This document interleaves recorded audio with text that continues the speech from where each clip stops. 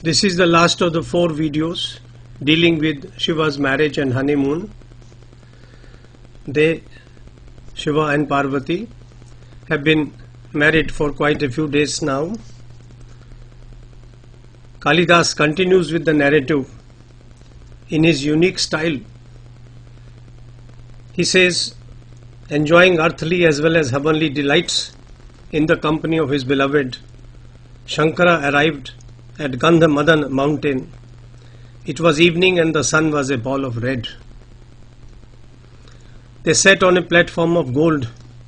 The brilliance of the sun had dimmed and one could look at him without discomfort. Looking at Bhaskara, Shiva addressed Parvati, his companion in dharma and righteous conduct, who was sitting reclined on his left arm. The setting is complete. Look, the setting sun has gathered the blush of the lotus flowers. As lovely as the tinge of red in the corners of your eyes, it is winding the day up like Brahma folds the universe at the time of Pralaya. As the day declines on your father's mountains, she was Himalaya's daughter, remember. The sunbeams part company with the sprays of the waterfalls. No sooner does this happen, the rainbows that looked like a halo around these cascades to disappear. Note the images, the originality of the images. The Chakravark couple have dropped the lotus filament from their beaks. Having parted company for the night, they cry hoarse. Sitting on opposite banks, they can't come closer at night. Moving away from sites which are fragrant with the broken thrushes and where they have spent their day, the elephants are advancing towards ponds to sip water enough to last till morning. There the black bees lie confined within the lotus flowers for the duration of the night. My beloved, Shiva addresses Parvati, you talk so sweetly. Look, the sun suspended in the west has designed with its slanted reflection what looks like a golden bridge over the lake. The wild boars, having spent the hot day wading through the thick muddy ponds, smeared with muck all over, are walking away. They have chewed the juicy bits and now in their tusks the lotus stalks are stuck. Observation, so acute. My darling with sumptuous thighs. Mind you, Kamdev is never absent. Notice the round golden half moons in the tail of the peacock sitting at the top of the trees across. The bird, it appears, is soaking in the entire evening sunlight. The sun has deprived the sky of the water of sunlight. It looks like a pond which is muddy in the east. The sky is a pond, muddy in the east, darkening. For the light is fast disappearing. Only on the western side you notice some water because some illuminations still survive. How pleasant do those ashrams look. Notice the deer running into the yards of straw cottages. Look at the full green plants that have just been watered. See the beautiful cows with their udders full of milk coming home. Behold the rising sacred fires. Isn't it a wonderful sight, Uma? Though the lotuses are closing their cups at the moment, they have kept their petals slightly open so that the left out black bees can get in to be fondly put to sleep.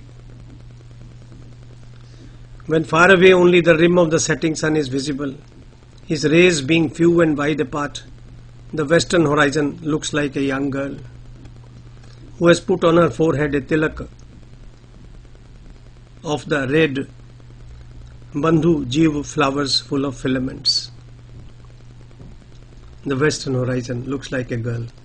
What a remarkable and original simile. The rishis who drink the heat of the sunbeams, who live in groups of thousands, are at the moment praying to the sun.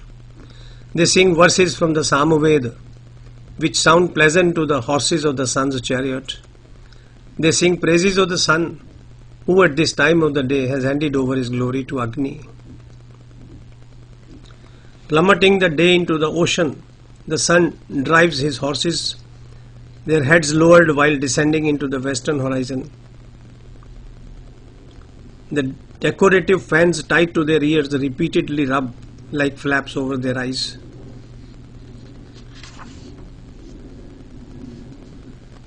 Uma, watch the sunset, says Shiva. The vast sky appears to have gone to sleep. Truly, when a glorious person appears, the entire environment is illuminated. When he disappears, darkness descends. Sandhya follows him when the sun worshipped by all disappears over the high mountain peaks.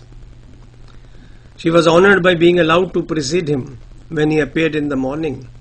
How can she now desert him in the morning of distress, at the moment of his distress? My beauty with lovely curls, Sandhya, knowing that you will graze at the clouds shattered over the horizon, has colored them red, yellow and brown with her brush.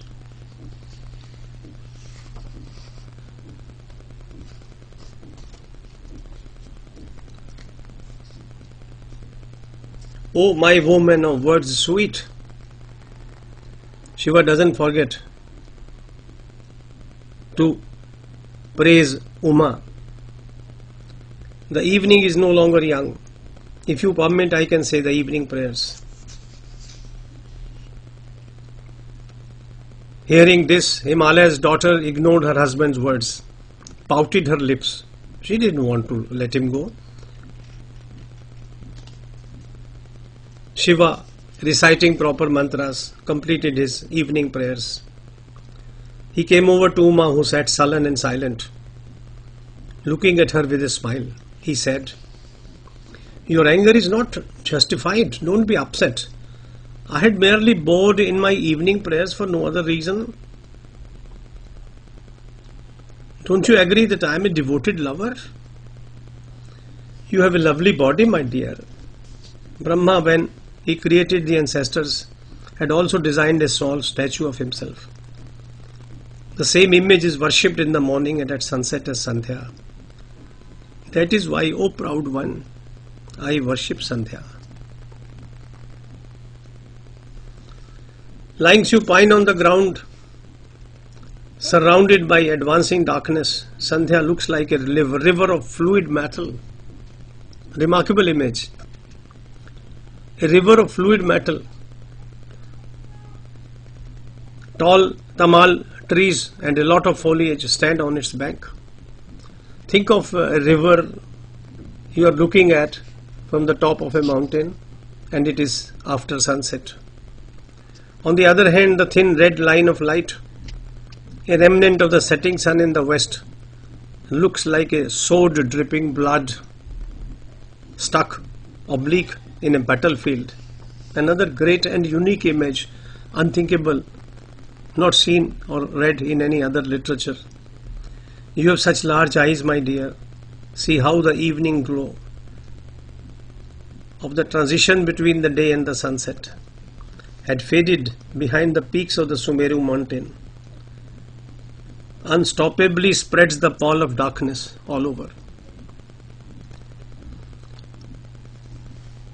As the darkness spreads, one cannot see anything either in the sky above or on the earth below, neither nearby nor far away. As a fetus wrapped in the membrane in the womb of its mother, the entire world is enveloped in my darling with a lotus face. There is a slight glow on the edge of the eastern horizon, as if the pollen of Ketaki flower is being scattered there. For sure, the moon, the sovereign of those who perform yag, is rising to brighten the dark night. So from sunset we come to moonrise. The moon has yet to rise, but the stars are shining in the sky. At this moment, the moon, still hidden behind Mandarachala, is like me when coming from behind. I listen to your gossip with your friends. Shiva doesn't forget to bring everything back to Parvati and her friends and her charms, her looks. The day had barred the moon from appearance. The night beckons him with a face all smiles as it rises when the day is no more, revealed like a secret by the eastern direction. The rising moon looks red like a ripe priyangu fruit. In the sky, the moon and its image, in the water, in the pond, look as if a Chakravak couple had separated by nightfall. The soft, bright new rays of the moon are delicate, writes Kalidasa, like the freshly sprouted, tender barley sheaves. If you desire, you can split them with the edges of your nails to make your earrings. The lotus petals have folded. The moonlight has brightened the dark nights. It looks as if Shashi removing the tresses of darkness from the face of Rajani. With moonbeams as his fingers. Imagine moonbeams, fingers of the moon. Is kissing her, kissing the night. She in turn is enjoying his kisses with her lotus eyes. Look, Parvati, now that the moonbeams have wiped the darkness from the face of the sky, the waters of Mansarovar, earlier made muddy by the frolicking elephants, have turned clear once again under the brilliant moonlight.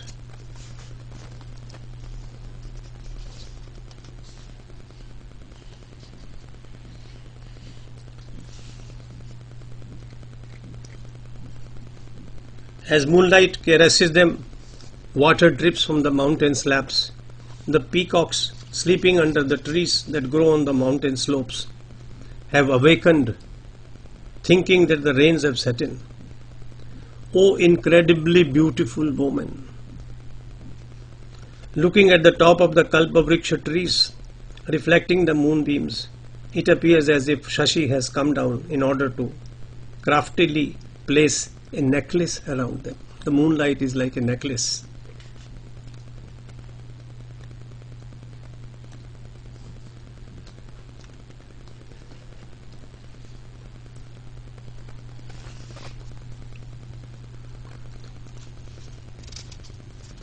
The moonlight filtering through the leaves and falling on the ground looks lovely and pleasing. It is as if tender flowers have fallen from the trees. If you so desire, Uma, I can adorn your hair with these moonbeams, lifted like flowers with my fingers. O lovely woman, as you steadily gaze at the moon, your fair cheeks blooming with inner natural happiness, look as if painted by moonlight. Your cheeks glow like corns of ripening reed stalks. Seeing you sitting here, the goddesses of Gandhamadan mountain have arrived to welcome you with Kalpavriksha wine. They carry red goblets made of copper and studded with rubies. My playful woman, your mouth smells of saffron. Your intoxicating eyes are naturally red. When you already possess such qualities, what more can this liquor do to you? Keep a note, where is Shiva leading Uma to? Honor a friend's request and have a sip of the liquor that will excite your body in desire. Saying such pleasant words, Shankara made Ambika drink a generous dose of that wine. On taking wine, Parvati's natural beauty grew more effulgent. As in the spring seasons, with Brahma's blessings, the mango trees transform into a more fragrant and attractive sahakar. Overcome by the twin forces of the lust for Shiva and the intoxication of the wine, Parvati, her face resplendent with the effect of liquor, dropped into Shiva's lap without a sense of shame. Sexually on fire, she was carried by him into the bedchamber. Her eyes rolled playfully, her voice slurred, her face sweated, and she laughed for no reason. Ishvara didn't drink from her mouth. Rather, he gazed at her for a long time, drinking deeply of her charms. Her hips were heavy. Her waistband of burnished gold dangled loose as Shiva carried her in his arms. Soon he arrived at a mansion made of gem-studded stone, where in a moment all the worldly comforts appeared as willed by him. In that bedchamber, the sheets were white as the coat of a swan. The couch was pleasing to look at, as the sands on the banks of the Ganges. There Shiva lay with his beloved, like Chandra lying with Rohini, in a bed made of autumnal clouds. Determined to get the better of the others, they made love with such intensity that her dishevelled hair got into the moon on his head and hurt him. Both of them had nail bites all over. Uma's waistband cracked, yet Shiva wanted more and more. In the later part of the night, when the strings of setting stars hung low, Shiva, in order to make his beloved comfortable, feigned to shut his eyes in sleep while circling his arms around her breasts. Thus they spent the night,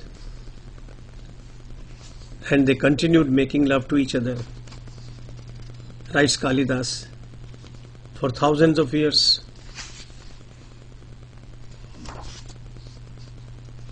In the morning, Hari stared at the rows of nail marks on top of her thighs.